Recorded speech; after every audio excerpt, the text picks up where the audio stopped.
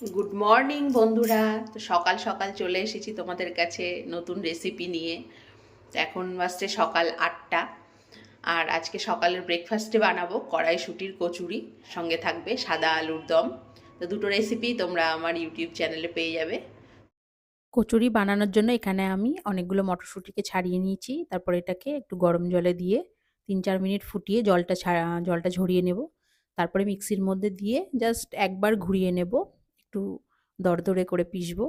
তারপরে আমরা সর্ষের তেলের মধ্যে হিং ফোড়ন দিব, স্বাদ মতো দিব লবণ, তারপরে দিয়ে দিব আদা কাঁচা লঙ্কা বাটা আর একটু জিরের গুঁড়ো দিয়ে মশলাটাকে খুব ভালো করে কষিয়ে নেব। স্বাদ মতো একটু মিষ্টিও দেব।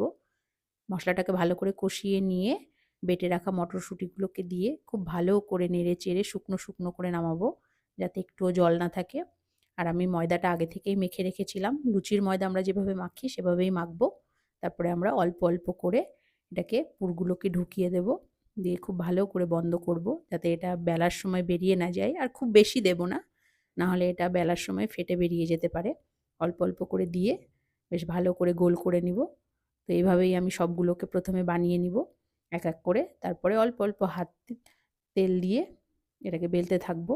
খুব আস্তে আস্তে বেলবো যাতে ফেটে না যায়।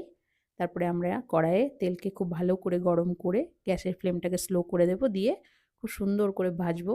তো দেখো এখানে কি সুন্দর লুচির মতো একদম ফুলে ফুলে উঠছে। তো খুব সুন্দরভাবে ফুলে উঠবে যদি তোমরা ময়দাটা আগে থেকে মেখে একটু ঢেকে রাখো আধা ঘন্টা মতো। তো প্রত্যেকটা কচুরি কিন্তু খুব সুন্দর লুচির মতো ফুলে উঠছিল। আর খেতেও কিন্তু দুর্দান্ত লাগবে এরকম ফোলা ফোলা কচুরি, আর তার সঙ্গে থাকবে সাদা আলুর দম। তো প্রত্যেকটা কচুরি কিন্তু খুব সুন্দর লুচির মতো ফুলছে এখানে দেখো। তো প্রত্যেকটা টিপস যদি এভাবে মেনে বানাতে পারো তাহলে কিন্তু অবশ্যই খেতেও দুর্দান্ত হবে। তো চলো এবার টেস্ট করার পালা। টেস্ট করব, করে বলবো খেতে কেমন হয়েছে। আর দেখো ভেতরে একদম কচুরির ভেতরে পুরে ভর্তি। দারুণ।